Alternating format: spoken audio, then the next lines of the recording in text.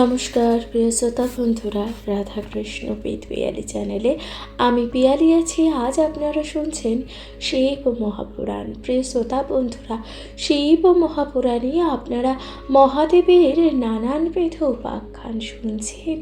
মহাদেবের অলৌকিক কাহিনীর কথা আপনারা শুনছেন।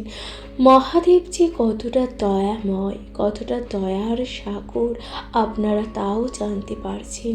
প্রিয় শ্রোতা বন্ধুরা, মহাপুরাণ পাঠ ও শ্রবণের মাধ্যমে আমাদের জীবনে আসা সকল প্রকার বাধা বিঘ্ন যা নিরাময় হয়। অবশ্যই পুরাণ পাঠ করবেন ও পুরাণ শ্রবণ করবেন। পুরাণ পাঠ ও শ্রবণের মাধ্যমে জীবনের সকল বাধা বিঘ্ন নিরাময় হয়। প্রতিটি পাঠে আমি আপনাদের সাথে নানান উপাখ্যান যা পাঠ করে শোনাচ্ছি, অবশ্যই পুরোটা শুনবেন। পুরো পুরাণ না শুনলে কিন্তু জীবনে কখনোই মঙ্গল সাধন হয় না। পুরাণ পাঠ ও শ্রবণ অবশ্যই করবেন। আপনাদের কাছে বিনীত অনুরোধ, ভালো লাগলে অবশ্যই আপনাদের মূল্যবান মতামত দিয়ে জানাবেন। কমেন্টে লিখতে ভুলে যাবেন না। হর হর মহাদেব। প্রিয় শ্রোতা বন্ধুরা, অবশ্যই আপনাদের গুরুত্বপূর্ণ মতামত দিয়ে জানাতে ভুলে যাবেন না। শুনতে থাকুন মহাপুরাণ পাঠ।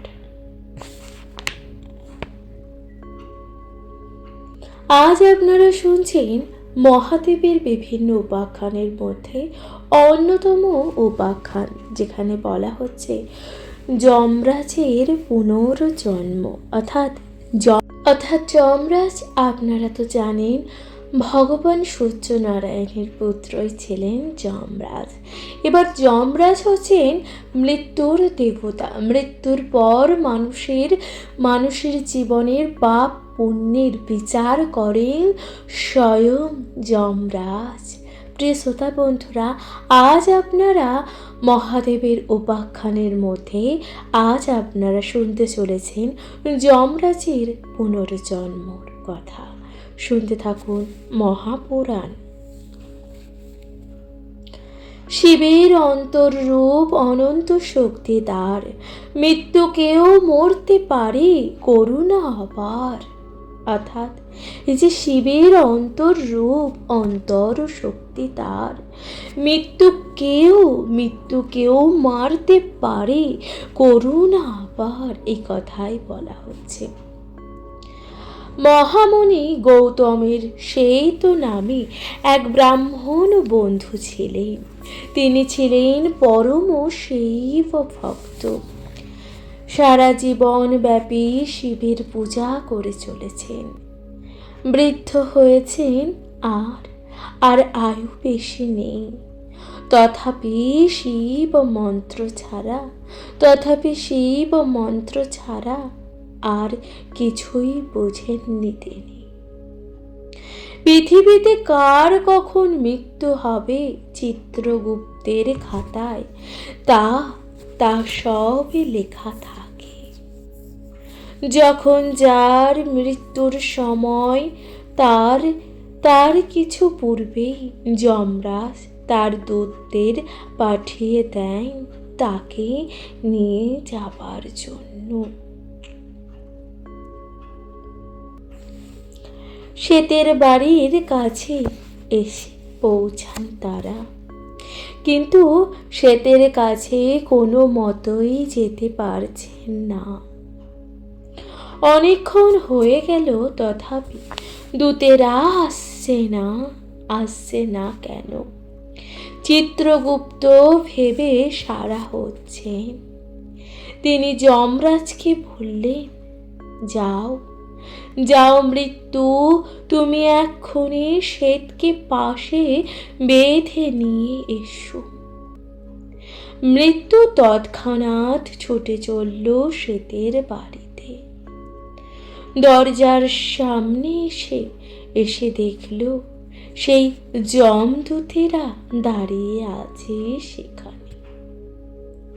সে রেগে গিয়ে বলল, তোমরা অনেকক্ষণ এসেছো শ্বেতকে নিয়ে যেতে, কিন্তু এখানে দাঁড়িয়ে আছো কেন? এবার সেই যমদূতেরা কি বলছেন দেখুন। কোনো মতেই ভেতরে ঢুকতে পারছি না। ভেতরের দিকে একবার চেয়ে দেখো, স্বয়ং মহেশ্বরের দূতগণ শ্বেতকে আগলে বসে আছে। ওখানে যাওয়ার তো দূরের কথা, ওদিকে তাকাতেই পারছি না। তখন মৃত্যু দরজার ফাঁক দিয়ে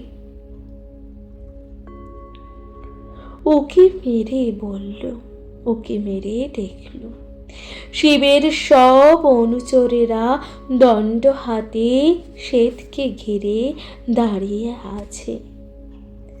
মৃত্যু তখন ভাবল, যমরাজ দণ্ডমুণ্ডের কর্তা, আমি তার অনুচর, অতএব আমি ভয় করব কেন? শিবের অনুচরগণ আছে তো তাতে কি হয়েছে? এই ভেবে মৃত্যু গিয়ে দাঁড়ালো শ্বেতের পাশে। সে তো তখন শিব মন্ত্র জপ করছে। পাশে যে এত অনুচর, সেদিকে যে ভ্রুক্ষেপে নেই তার। হঠাৎ এক শিবদূত বলল, কি হে মৃত্যু, তুমি এখানে কেন এসেছো? মৃত্যু তখন বলল, আমার কাজ কি তোমাদের কারোর তো যছানা নেই। এই শ্বেতের আয়ু যে ফুরিয়েছে, তাই প্রভুর আদেশ একে নিতে এসেছি। এ কথা বলে মৃত্যু তার পাশ ছুড়ল শ্বেতকে বাঁধার জন্য। শিবের অনুচরেরা সবাই সঙ্গে দণ্ড দিয়ে সেই পাশ টুকরো করে কেটে ফেলল। তারপর সেই দণ্ড মৃত্যুর মাথায় তুলে দিয়ে গর্জন করে উঠল, ওরে মৃত্যু, শিব ভক্তের ওপর তোর জমের কোনো অধিকার নেই। তুই এসেছিস একে নিয়ে যেতে, খুব তো তোর সাহস। বলতে মৃত্যুকে আঘাত করল তার মাথায়। সঙ্গে মাথা ঘুরে পড়ে গেল মৃত্যু। কিছুক্ষণ ছটপট করতে সেই মৃত্যু হলো। প্রিয় শ্রোতা বন্ধুরা, আপনারা শুনছেন স্বয়ং মৃত্যুর দেবতা যিনি, তার কিভাবে মৃত্যু হলো। যমদূতেরা সামনেই ছিল। মৃত্যুর ভবলীলা সাঙ্গ দেখে তারা প্রাণ ভয়ে ছুটে চলল যমপুরীতে। সেখানে গিয়ে যমরাজকে সমস্ত কথা বলল। কথা শুনে ক্ষিপ্ত হয়ে যমরাজ উঠলেন রেগে। তিনি গর্জন করে বলতে লাগলেন, আমার অধিকারে হস্তক্ষেপ করবি শিবের অনুচরেরা? তিনি তার মন্ত্রী চিত্রগুপ্তকে ডেকে সব কথাই বললেন। তারপর যমরাজ চিত্রগুপ্ত সহ মহিষ, বেতাল, ভূত ও অভিব্যক্তি সবাইকে নিয়ে চললেন শ্বেতের বাড়িতে। তাহলে ভেবে দেখুন, স্বয়ং এবার কে যাচ্ছে? যমরাজ তার সকল সভাসদ, তার মন্ত্রী এবং সবাইকে নিয়ে যাচ্ছেন সেই শিব ভক্ত শ্বেতের বাড়িতে। এবার কি হবে সেখানে? ওদিকে শিব ভক্ত শ্বেতের বাড়িতে কার্তিক, গণেশ আর নন্দী এসে বসে আছে। তারা সৎ বলে যমরাজকে আসতে দেখে বুঝতে পারলেন এবার নিশ্চয়ই কিছু সংগ্রাম বাঁধবে। তা না হলে এত সব যমরাজের দল কেন আসবে? বিরাট গর্জন আর আস্ফালন করতে করতে যমরাজ যখন শ্বেতের কাছাকাছি এসে উপস্থিত হলেন, অমনি শিবের দল বল ঝাঁপিয়ে পড়ল তার ওপর। সে কি প্রচণ্ড মারামারি, শুরু হলো প্রচণ্ড লড়াই। দেব সেনাপতি কার্তিক তো অস্ত্রের প্রহারে যমদূতকে নাস্তানাবুদ করে 7 মাইল পার করে দিয়ে এলো। বহু এক গুয়ে যমদূত মারাও পড়ল। স্বয়ং যমরাজ রেহাই পেলেন না। মৃত্যুলোকের অধিপতি যমরাজ লুটিয়ে পড়লেন ভূমিতে। অনেকেই বেঁচে ছিল তাদের মধ্যে। তারা তৎক্ষণাৎ ছুটল যমের পিতা সূর্যদেবের কাছে। সমস্ত বৃত্তান্ত শুনে পুত্র সুখে কাতর হয়ে সূর্যদেব ছুটলেন ব্রহ্মার কাছে। এই দুঃসংবাদ চারিদিকে ছড়িয়ে পড়ল। যমরাজ নিহত হয়ে কার্তিকের অস্ত্রে। একই যা তা খবর। এ যেন সাংঘাতিক ব্যাপার।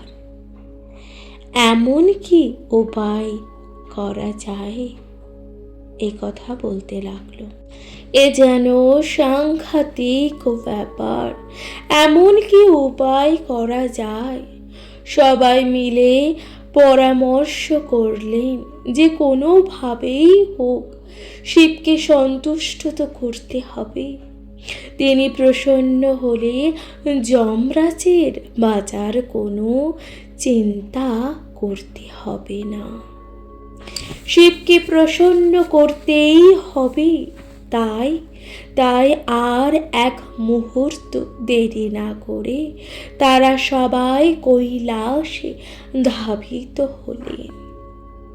সেখানে গিয়ে শুরু করলেন তারা শিবের স্তুতি বর্ণনা। এবার মহাদেবের স্তুতি বর্ণনা করা হচ্ছে, শুনতে থাকুন মহাপুরাণ। জাগো হে মহেশ্বর পিনাকধারী, জয় জয় জয় জয় শম্ভু ত্রিপুরারি, জয় শঙ্কর পশুপতি ভোলানাথ তুমি, কৃপা করো প্রভু মোদের অন্তর জামি। বিপদে পড়েছি মোরে ও কহে এবি ত্রাণ, প্রণমামি শিবং শিবা অঘো মহিয়ান। তুমি ছাড়া এ জগতে কি আছে গো আর? আমাদের অনুরোধ রাখো হে অনির্বাণ। হর হর বোম জাগো ত্রিপুরারি, জাগো হে প্রভু পিনাকধারী। এইভাবে মহাদেবের স্তব স্তুতি করতে লাগলেন দেবতারা। দেবতাদের স্তব স্তুতি শুনে মহেশ্বর শান্ত হয়ে বললেন, দেবগণ, কি অভিলাষ তোমাদের? এত স্তব স্তুতি করছো কেন? আমাকে কি করতে হবে? দেবতারা হাত জোর করে বললেন, হে দেবাদিদেব মহেশ্বর, আপনার পুত্র কার্তিকের কর্তৃক মৃত্যুর অধিপতি যমরাজ যে নিহত, আপনি তাকে বাঁচিয়ে দিন। শিব তখন বললেন, আমার পুত্র কার্তিকেয় তাকে হত্যা করেছে, তবে আমি তাকে বাঁচাবো কেমন করে? তোমাদের অন্য কোনো প্রার্থনা থাকলে তা বলো, আমি পূরণ করে দেব। দেবতাগণ বললেন, হে মহেশ, আপনি জগতের পূজনীয়, আপনার আদেশ মতন আমরা নিজ নিজ পদে প্রজা শাসন করে চলেছি। যার যেমন ক্ষমতা সে সেভাবেই দায়িত্ব পালন করে চলেছে। যমরাজকে ত্রিভুবনে পাপ পুণ্যের বিচারের ক্ষমতা দিয়েছে। তিনি তার দায়িত্ব যথাযথ পালন করেছে। তাতে কি অপরাধ হলো? আপনার পুত্র তাকে হত্যা করবে। মহাদেব এবার বললেন, যম আমার অধিকারে হস্তক্ষেপ করেছে, তাই সে আমার পুত্র কর্তৃক নিহত হয়েছে। সে আমার পরম ভক্ত।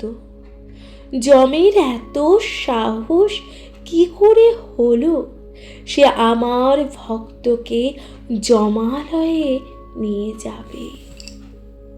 তাই পিতার মর্যাদা রাখতে আমার পুত্র সহ অনুচরগণ একাজ করেছে। ওকে বাঁচানো আমার দ্বারা সম্ভব নয়, এ কথা মহাদেব স্পষ্ট করে বললেন দেবতাদের। দেবতারা তখন করুণভাবে মিনতির সুরে বললে, প্রভু, তাহলে যে ত্রিভুবনে কাজ চলবে কিভাবে? যমরাজ না থাকলে কেমন করে ন্যায় অন্যায়ের বিচার হবে? আপনি এবারের প্রার্থনা রক্ষা করুন প্রভু। তোমরা আমার ভক্ত, এই কথা এবার কি বলছেন মহাদেব? তোমরা আমার ভক্ত, তাই তোমাদের আবেদন আমার রক্ষা করা কর্তব্য। শোনো তাহলে, মাত্র একটি শর্তেই যমকে বাঁচাতে পারি আমি। শর্তটি হলো, আমার ভক্তদের যম কোনো দিন যমালয়ে নিয়ে যেতে পারবে না। আমার এ কথা যদি মেনে নাও, তাহলেই আমি যমকে বাঁচিয়ে দেব। দেবতারা তখন একটু চিন্তা করে বললেন, হে মহেশ্বর, আপনি পরম তপস্বী ও জ্ঞানী। আপনাকে বলার মতন আমাদের যে কিছুই নেই, কিন্তু আপনার বাক্য স্বীকার করে নিলে পৃথিবীতে যে নিয়ম কেমনই রক্ষা হবে। কেউ তো আর মারা পড়বেই না। মারা গেলেও আপনার লোকে এসে ভিড় করবে। আপনি তাদের স্থান দেবেন কোথায়? তাছাড়া স্বর্গের সঙ্গে পৃথিবী আর কোনো তফাৎ থাকবে না। তফাৎ নাই থাক। মহাদেব এবার বলছেন, তফাৎ নাই থাক। আমাকে যে ভালোবাসে তাকে যম এসে নরকে নিয়ে যাবে, সেখানে তার বিচার হবে। তা কি করে কখনো হয়? আমার ভক্ত আমার কাছে আসবে, এতে যমের কোনো অধিকার থাকবে না। আমার শর্ত যদি তোমরা মেনে নাও, তাহলেই আমি যমকে বাঁচিয়ে দেব। আর শোনো, যারা আমার ভক্ত, তারা যমের পাঠানো কোনো ব্যাধিতেও ভুগবে না। তারা পাপ পুণ্যের ওপরে, তাদের পাপ ও পুণ্যের কোনো বিচারই হবে না। অর্থাৎ মহাদেব স্বয়ং দেবতাদের বললেন যে আমার ভক্ত, তাকে স্বয়ং যমরাজ কোনোভাবেই কষ্ট দিতে পারবে না, এবং যমরাজ কোনোভাবেই তাকে নরকে নিয়ে তার বিচার করতে পারবে না। সে স্বয়ং আমার কাছে আসবে। অর্থাৎ দেবাদিদেব মহাদেবের যারা ভক্ত, তাদের উপরে যমরাজের কোনো রকম আইন তা মানবে না। এ কথা দেবাদিদেব মহাদেব তা বললেন। কাদের? দেবতাদের বললেন। বাধ্য হয়ে মহাদেবের সত্য দেবতারা মেনে নিতে হলো। বললেন, ঠিক আছে, আপনার কথা মেনে নিলাম। তৎক্ষণাৎ শিবের আজ্ঞায় নন্দী শ্বেতের বাড়িতে গিয়ে যমের গাত্রে গোদাবরী জল ছিটিয়ে দিলেন।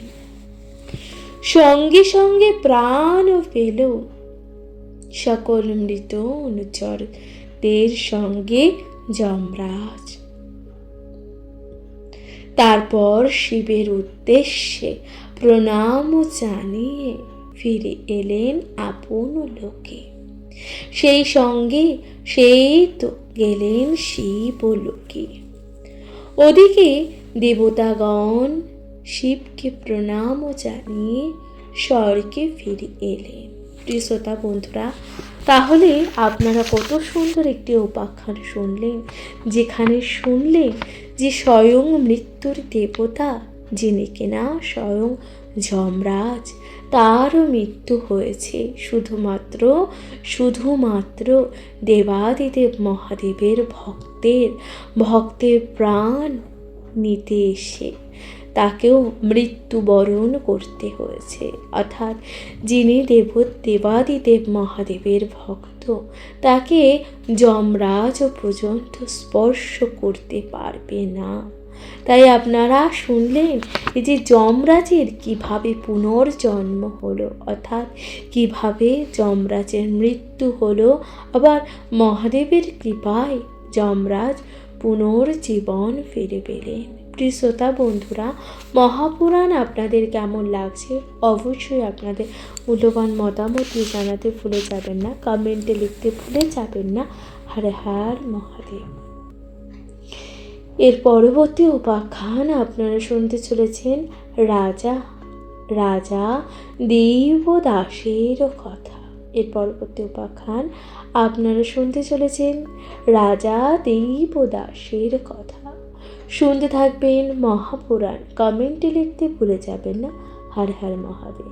পাশে থাকবেন, অবশ্যই আপনাদের মূল্যবান মতামত জানাতে ভুলে যাবেন না। শুনতে থাকুন মহাপুরাণ।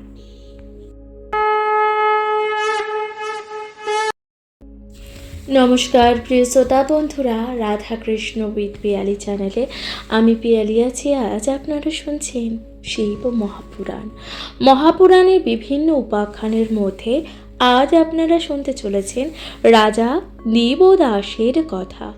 পুরাণ পাঠ অবশ্যই শ্রবণ করতে হয়, পুরাণ অবশ্যই পুরোটা শ্রবণ করতে হয়। অসমাপ্ত পুরাণ পাঠ কখনোই করা উচিত নয়। প্রিয় শ্রোতা বন্ধুরা, তাই আপনাদের কাছে বিনীত অনুরোধ, অবশ্যই পুরো পুরাণ পাঠ শুনবেন। শুনতে থাকুন রাজা দেবদাসের কথা। সৃষ্টি রক্ষার জন্য আলো, বাতাস, জল, এই তিনটি অবশ্যই চাই। কোনো একটির অভাব যদি হয় তাহলে সৃষ্টি থাকবে না। এক সময়ে পৃথিবীতে একটানা 60 বছর যাবৎ চলেছিল অনাবৃষ্টি। সকল জলাশয় গেল শুকিয়ে, ফসল জন্মালো না। চারিদিকে দেখা দিল অনাহার মহামারী। এই সব দেখে চিন্তায় পড়লেন ব্রহ্মা। তার স্বাদের সৃষ্টি কি এইভাবে বিলুপ্ত হবে? এর একটা সমাধান তো করতে হবে। তিনি কি করবেন বুঝতে তখন পারলেন না। সত্যলোক থেকে চলে এলেন পৃথিবীতে। ঘুরে ঘুরে দেখতে লাগলেন সব কিছুই। পৌঁছে গেলেন কাশীতে। সেখানে রিপুঞ্জর নামক এক রাজর্ষি তপস্যায় মগ্ন ছিলেন। ব্রহ্মা তার কাছে গিয়ে বললেন, হে রাজর্ষি, তুমি পৃথিবীর রাজা হও। রিপুঞ্জর বললেন, না বিধাতা, তা হয় না। রাজকার্য যে আমার ভালো লাগে না, তাই তো তপস্যা বসেছি। দয়া করে আমাকে এই দায়িত্ব নিতে বলবেন না। ব্রহ্মা তখন বললেন, হে রাজন, তুমি একবার এই পৃথিবীর দিকে চেয়ে দেখো, শুধু চারিদিকে হাহাকার। তুমি পরম ধার্মিক, তুমি রাজা হলে পৃথিবীতে আবার শান্তি ফিরে আসবে। পৃথিবী আবার শস্য শ্যামলা হবে, প্রজারা সুখে বাস করবে। এই কষ্ট হাহাকার আর থাকবে না। তাই পৃথিবীকে রক্ষা করার জন্য তোমাকে এই কাজ করতে হবে বলেছি। স্বয়ং ব্রহ্মা অনুরোধ করেছেন, তার বাক্য অমান্য করা উচিত নয়। এই ভেবে রিপুঞ্জক বললেন, হে বিধাতা, আমি আপনার আদেশ পালন করতে রাজি আছি, কিন্তু আমার একটি শর্ত আছে। তখন ব্রহ্মাদেব বললেন, কি শর্ত জানতে চাইলেন ব্রহ্মাদেব? রাজর্ষি বললেন, দেবতাগণকে ফিরে যেতে হবে স্বর্গে, আর যক্ষ, নাগ, গন্ধর্ব আদি যারা যেখানেই বাস, সবাই নিজ নিজ বাসস্থানে চলে যাবে। পৃথিবীতে কেবল মানুষ আর কেউই থাকবে না। রাজর্ষির কথায় ব্রহ্মা স্বস্তি পেলেন না, কিন্তু সৃষ্টিকে রক্ষা করার জন্য রাজি হলেন ব্রহ্মাদেব। রিপুঞ্জর পৃথিবীর রাজা হলেন দিবদাস নামে। তারপর তিনি ঢেরা পিটিয়ে সারা পৃথিবীতে ঘোষণা করলেন, দেবতারা ফিরে যান দেবলোকে, যক্ষরা যাবেন যক্ষলোকে, নাগলোকে যাবে নাগেরা।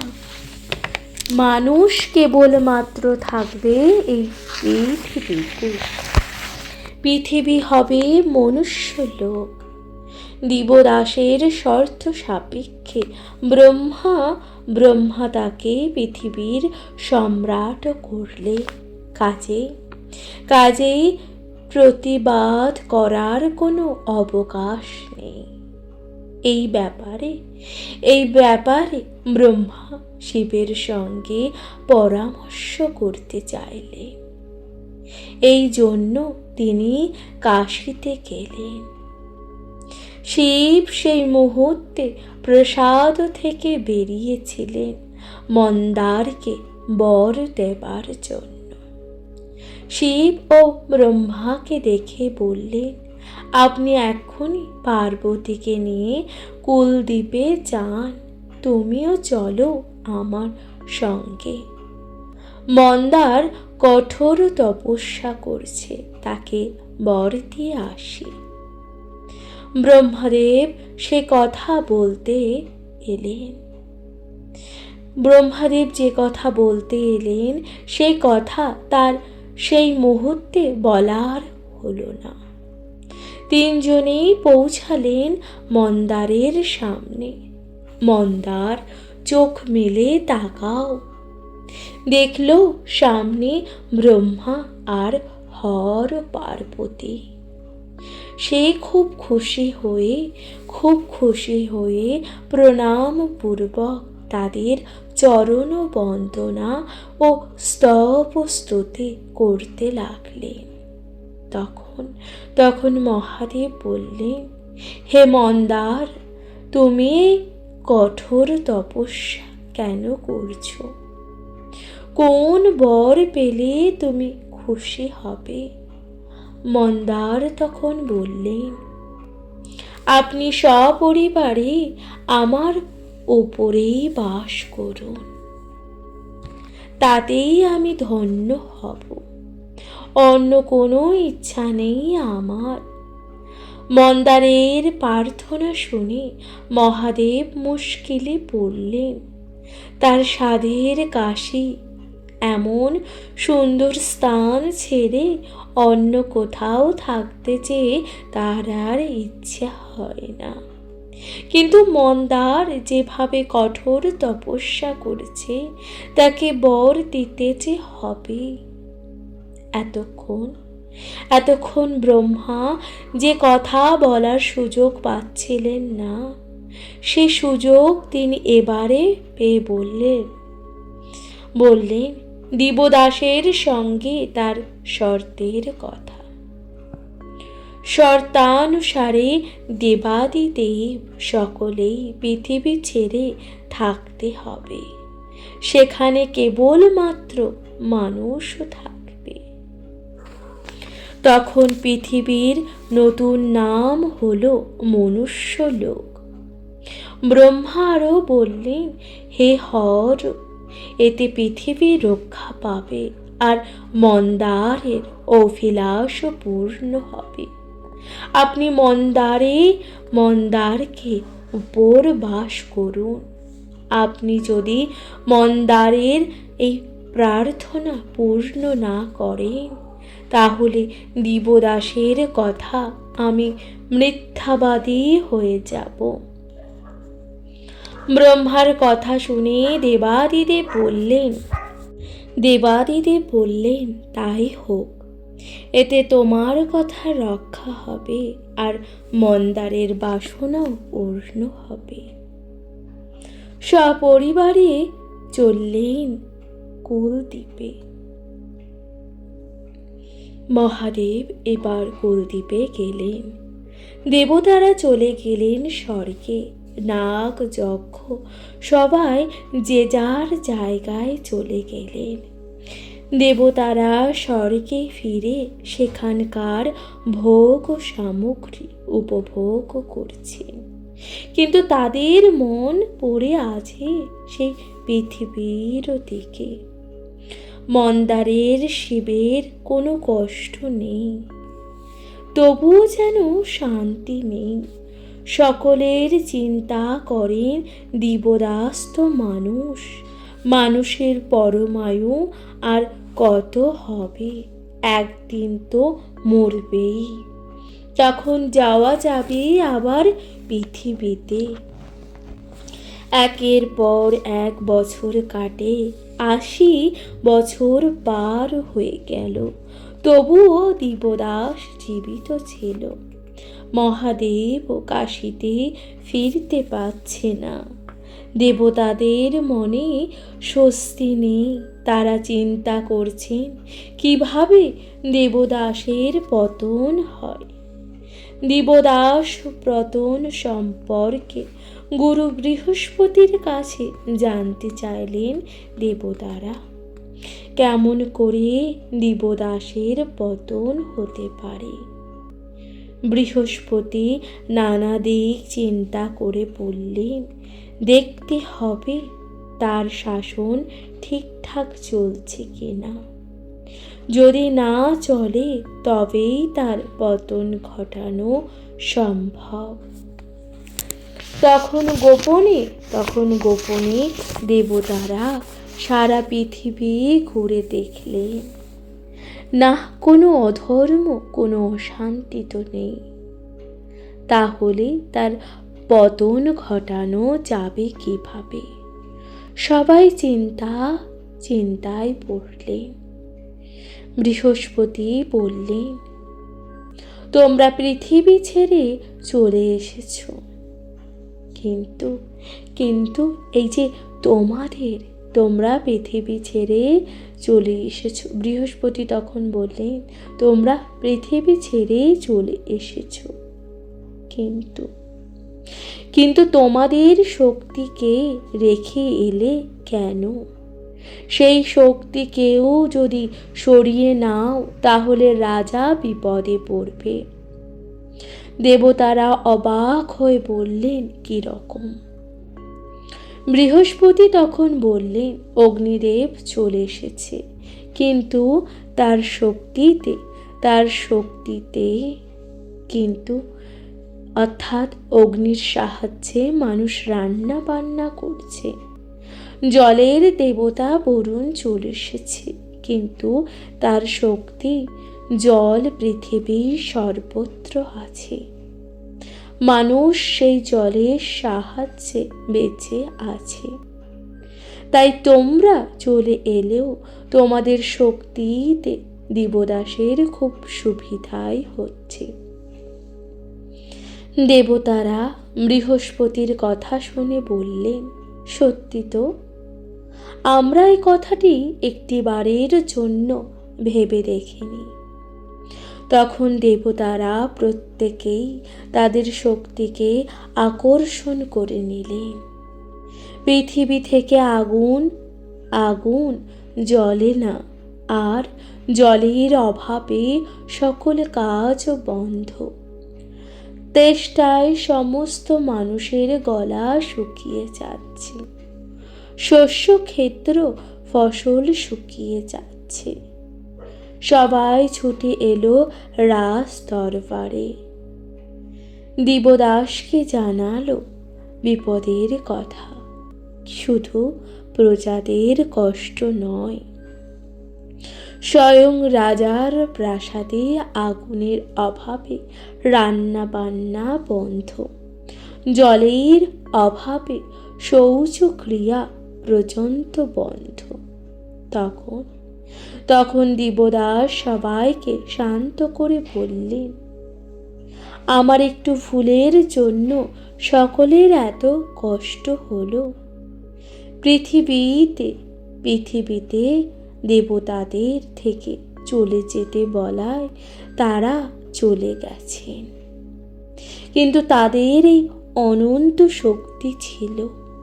এখন তারা আমাকে জব্দ করবার জন্য তারা তাদের শক্তিকেও টেনে নিয়েছে, যাতে তোমরা সকলের প্রতি বিদ্রোহ করো।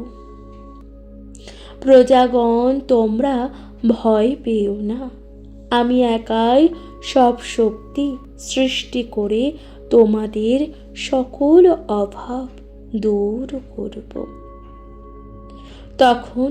তখন মহাযোগী দেবদাস কেবলমাত্র কুল দেবতা ভাস্করকে রেখে তার সকলকে বিদায় দিয়ে নিজেই যোগ বলে সমস্ত শক্তি সৃষ্টি করে সকল প্রজাগণকে শান্তিতে রাখলেন। পৃথিবীর রাজা দেবদাস দেবগুরু বৃহস্পতি অসৎ বুদ্ধিকে বানচাল করে দিলেন। এবার দেবতারা ভাবলেন, তাহলে কি তারা কোনোদিনই পৃথিবীতে আসতে পারবেন না? ওদিকে দেবাদিদেবের দিন দিন শুকিয়ে যাচ্ছেন। তার মনে কোনো শান্তি নেই, আনন্দ নেই, মুখে নেই কোনো কথা। ভোলানাথের এমন অবস্থা দেখে খুবই দুঃখ পাচ্ছেন দেবী পার্বতী।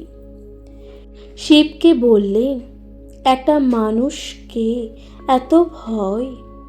হে মহেশ, আপনি ইচ্ছা করলেই দিবদাসকে সরিয়ে দিতে পারেন, সেই সঙ্গে কাশীতেও বাস করতে পারেন।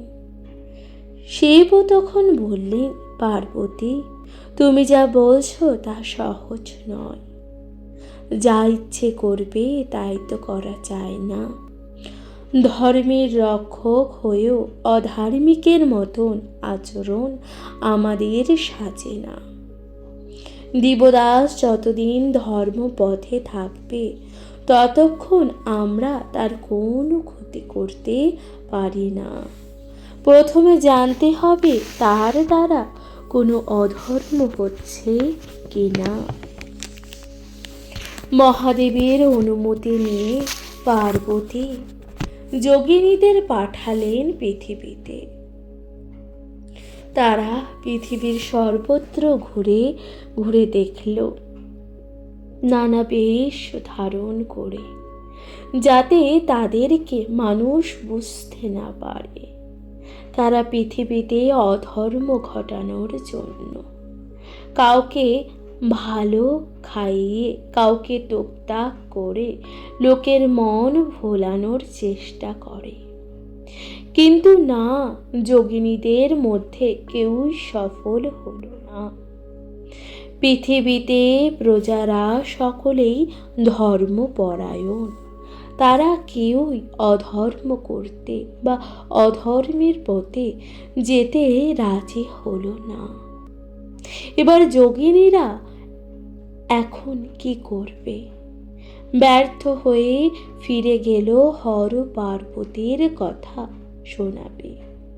তারা ভাবল, তার চেয়ে এই সুন্দর মনোরম কাশীধামেই থেকে যায়। থেকে গেলই তারা কাশীধামে।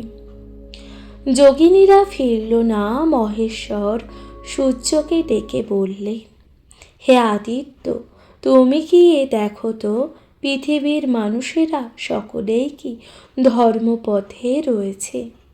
যদি থাকে তাহলে কোনো ক্ষতি করো না। আর যদি কোনো অধর্ম দেখতে পাও তাহলে আমাকে বলবে। সূর্যদেব কাশীতে এলেন, নানা বেশ ধরে ঘুরতে লাগলেন সর্বত্র, কিন্তু কোথাও কোনো অধর্মের চিহ্ন দেখতে পেলেন না। কি বলবেন শিবকে? তাই তিনিও ফিরে না গিয়ে রয়ে গেলেন কাশীধামে। এদিকে দেবাদিদেবের মহাদেব আর কাশী ছাড়া থাকতে পারছেন না। অগত্যা ব্রহ্মাকে ডেকে বললেন, ব্রহ্মা, তুমি দিবদাসের শর্ত মেনে নিয়ে আমাকেও সকল দেবতাগণকেও এহেন বিপাকে ফেলেছ যে তার আর সীমা নেই। এখন কি করা যায় বলো তো? তুমি একবার পৃথিবীতে গিয়ে দেখো না, যদি কোনো অধর্মের চিহ্ন থাকে। ব্রহ্মা কোনো উত্তর না দিয়ে কাশীতে এসে এক বৃদ্ধ ব্রাহ্মণের বেশ ধরলেন। উপস্থিত হলেন দিবদাসের কাছে। রাজা দিবদাস ব্রাহ্মণকে দেখে সিংহাসন ছেড়ে উঠে পড়লেন, প্রণাম জানালেন ভক্তি ভরে। আসনে বসিয়ে নানা সেবা যত্ন করলেন। তারপর করজোড়ে বললেন, হে ব্রাহ্মণ ঠাকুর, আপনার জন্য আমি কি করতে পারি? ব্রাহ্মণ বেশে ব্রহ্মা তখন বললেন, এই পুণ্যক্ষেত্র কাশীধাম, এখানে আমি যজ্ঞ করতে চাই। আমি গরিব ব্রাহ্মণ, যজ্ঞ করার সামর্থ্য থাকলেও অর্থ আমার নেই। তাই আমি এসেছি আপনার কাছে। আপনি যদি এই ব্যবস্থাটুকু করে দেন তাহলে আমার কামনা পূর্ণ হবে। আপনি একজন মহান ধার্মিক রাজা। আপনার রাজ্য সকল প্রজাই সুখে আছে। যদি আপনি আমার যজ্ঞের ব্যবস্থা করেন। ব্রাহ্মণের কথা শুনে অত্যন্ত খুশি হলেন ধর্মপরায়ণ রাজা দীপদাস। তিনি বললেন, হে ব্রাহ্মণ, আজ আমার পরম সৌভাগ্য। বহুদিন হলো আমি রাজত্ব করছি, এমন প্রস্তাব নিয়ে কেউ আজ পর্যন্ত আসেনি।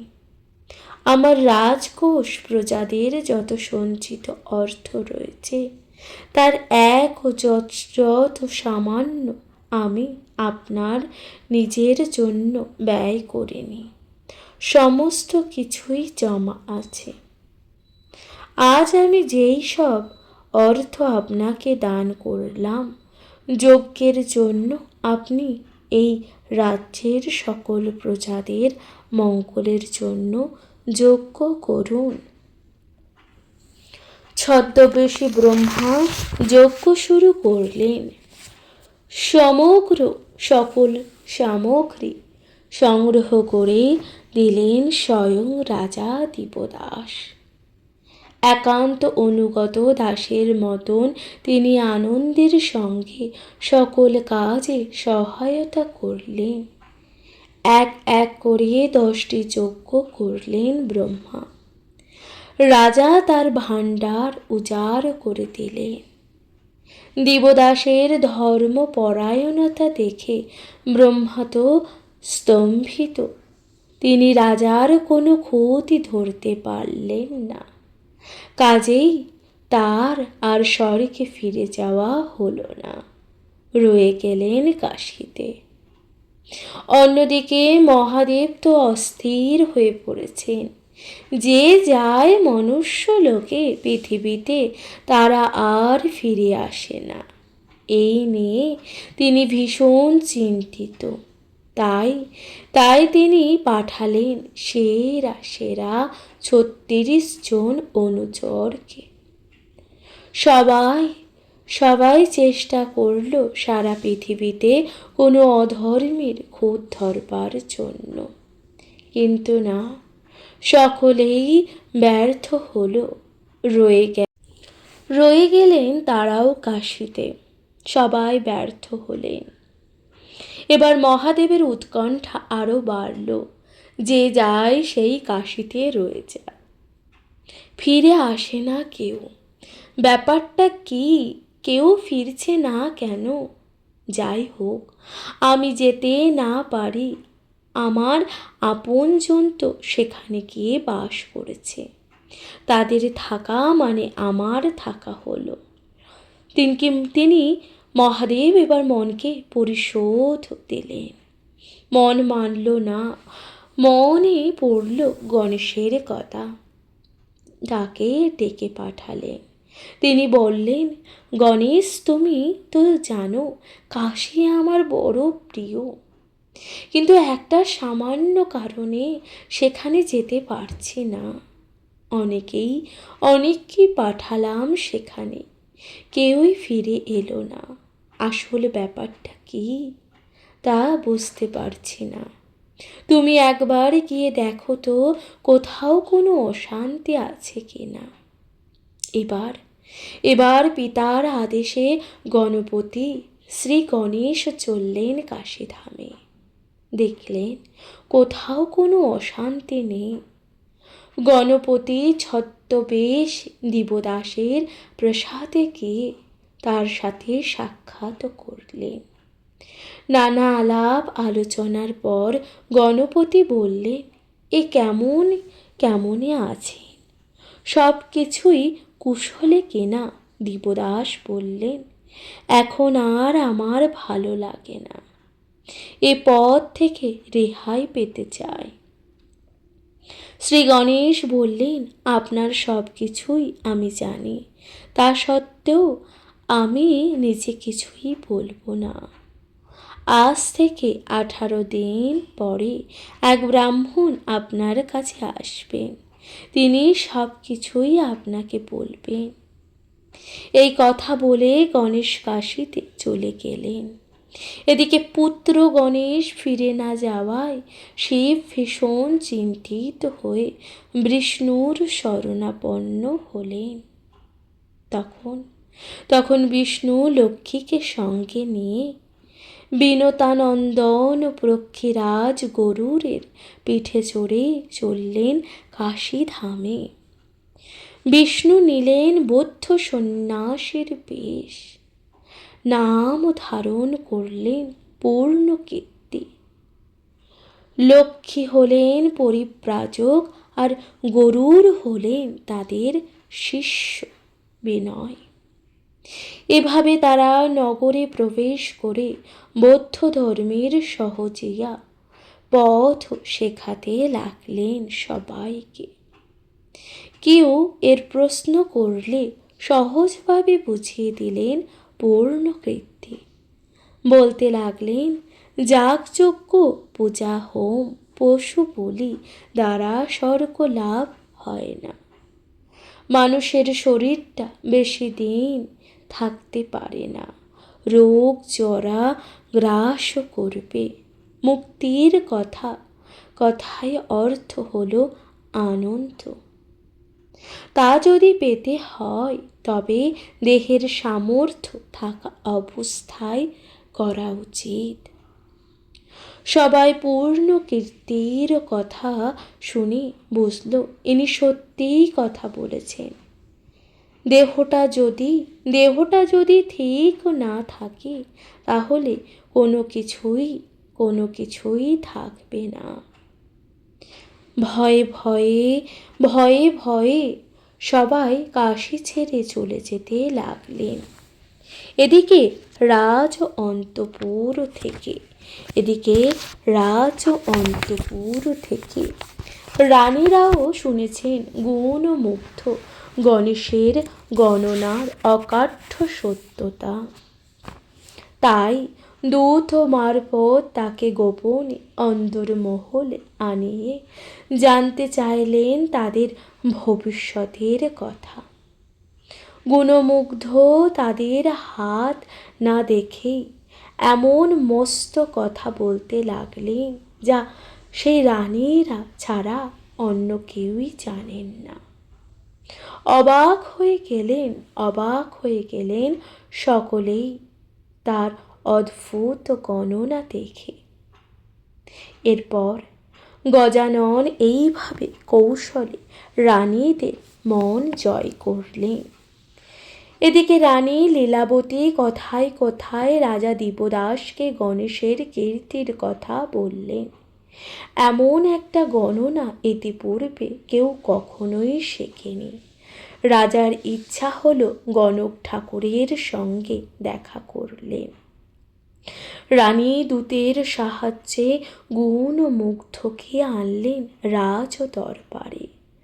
রাজা তার পরিচয় নিয়ে সমাদর করে সেই দিনের মতন বিদায় দিলেন। রাজা দিবদাসের মনটা চঞ্চল হয়ে উঠল। পরদিন সকালেই আবার ডেকে পাঠালেন সেই গণক ঠাকুরকে। এবার আর রাজসভায় নয়, একেবারে অন্দর মহলে নিচের ঘরে বসার আসন দিয়ে জিজ্ঞাসা করলেন রাজা, আপনাকে দেখে মনে হচ্ছে বহুদিন রাজ্য শাসন করেছি, কিন্তু আর ভালো লাগছে না। রাজা ও গুণমুগ্ধের দিকে নানান আলোচনা করলেন। গুণমুগ্ধরূপী গণেশের করার মতন কিছু লক্ষ্য পড়ল না। তিনি কোনো দোষ ও ত্রুটি না পেয়ে বাবার কষ্টের কথা চিন্তা করে একটি উপায় স্থির করলেন। তিনি বুঝলেন সংসারে মানুষেরা ভাগ্যের ফলাফল জানতে খুব আগ্রহী। ঘুরতে লাগলেন প্রতি দ্বারে। প্রথমে কেউই তেমন আগ্রহ দেখালো না, কিন্তু গণেশ তাদের মুখ চোখ দেখে বলতে লাগলেন তাদের বর্তমান ও ভবিষ্যতের কথা। বিনিময়ে কোনো পারিশ্রমিক নিচ্ছেন না। নগরবাসীরা বুঝতে পারলেন গণক ঠাকুর যা বলছে সবই তো সত্যই, মোটেই তিনি কাউকে ঠকাচ্ছেন না। তখন অনেকেই তার শরণও নিল। এখন গজানন বুঝলেন তার ফাঁদে এবার অনেকেই পা দিয়েছে। এবার নতুন খেলা শুরু করা যাক। সবাইকে রাতে স্বপ্ন দেখালেন। পরের দিন সকালে তাদের কাছে গিয়ে সেই স্বপ্নের কথা হুবাহু বলে দিতে লাগলেন। তারপর বললেন, এই রাজ্যে অল্প দিনের মধ্যেই খুব ক্ষতি হবে, অত্যন্ত সাবধানে থাকা দরকার।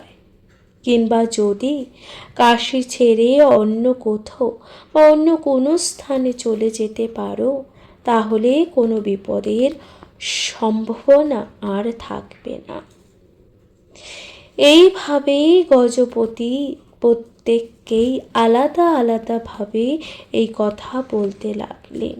ইতিমধ্যে সবাই গুণমুগ্ধের কথা বিশ্বাসও করেছে। এখন আর অবিশ্বাসের কোনো কারণ নেই। তাই মানুষ বিভ্রান্ত হয়ে পড়ল। ধর্মের নামে অনাচার শুরু করে দিল সবাই। গজানন এতদিন সবাইকে বিভ্রান্ত করে রেখেছিল বিভিন্ন ছল ও চাতুরীর মধ্য দিয়ে। এবার বিষ্ণুর দ্বারা সহজেই তিনি অত্যাচারী হয়ে উঠল ও পূর্ণ কীর্তি পুরুষের আর পরিব্রাজিকা নারীদের ওপর সহজেই প্রভাব বিস্তার করতে লাগল। ফলে দলে দলে প্রায় সকলেই তার শিষ্য শিষ্যা হলো। জাতিভেদ কেউ আর মানল না, বর্ণভেদ ও লোপ পেল, অনাচারে ভরে গেল দেশ। কাজেই ধর্মাধর্মের কোনো প্রশ্নই থাকলো না। যত অনাচার বাড়তে লাগলো তত কমল ও দীপদাসের প্রভাব। গণঠাকুর 18 দিন পরে এক ব্রাহ্মণ রূপী এসে সবে বলল রাজা দীপদাসকে। তাই রাজা নিত্যই শুনলেন সেই দিনটি কবে আসবে। চারিদিকে অশান্তি অনাচার সবই খবর দীপদাসের কাছে। তাই মনটা ছটপট করছে সেই ব্রাহ্মণের আসার অপেক্ষায়। নির্দিষ্ট দিনের জন্য রাজার যেন সময় কাটতে চায় না। এমন সময় সেই সুদর্শন ব্রাহ্মণ রাজা দীপদাসকে বুঝতেই পারলেন না। গণক ঠাকুরেরা রাজা সেই ব্রাহ্মণের কাছে এসে গেলেন। রাজা লুটিয়ে পড়লেন তার চরণে। সিংহাসনে বসিয়ে পাদ্যাদি করে পূজা করলেন। তারপর বললেন, আমার পরম সৌভাগ্য, দীর্ঘদিন ধরে পৃথিবীতে শাসন করেছি, প্রজাদের সুখ ও স্বাচ্ছন্দ্য দেখলাম, এখন আর পারছি না। এখন আপনি বলুন আমি এর থেকে কেমনে মুক্তি পাব? ব্রাহ্মণ বেশে বিষ্ণু বুঝতে পারলেন গণেশের দ্বারা কিভাবে সব পথ পরিষ্কার হয়ে আছে। এবার তিনি রাজা দীপদাসকে জিজ্ঞাসা করলেন, আপনি তো সাধারণ রাজা নন, রাজর্ষি, তাহলে আপনার মনে এত অশান্তির কারণ কি? রাজা তখন বললেন, কেন এমন হলো?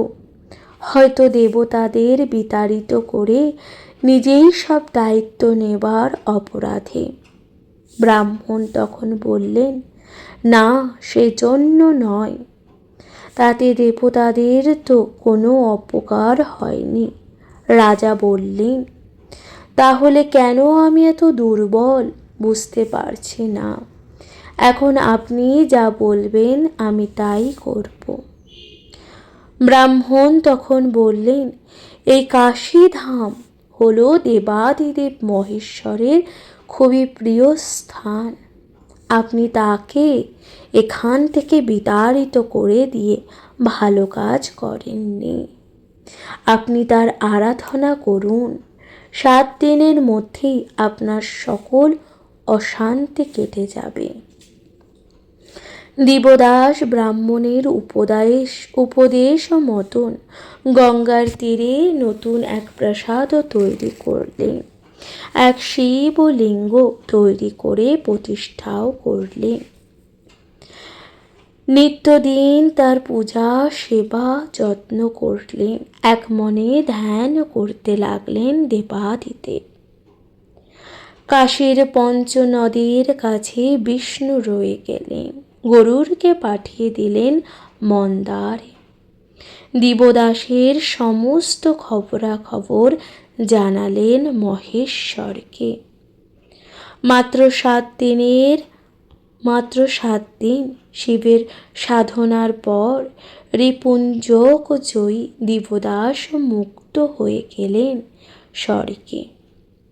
শিব ফিরে এলেন কাশীতে বিশ্বনাথ রূপে, কিন্তু সেই পুরনো প্রাসাদে নয়, নতুন প্রাসাদ তৈরি করে দিলেন দেবশিল্পী বিশ্বকর্মা বহু সোনা আর রত্নরাজি দিয়ে।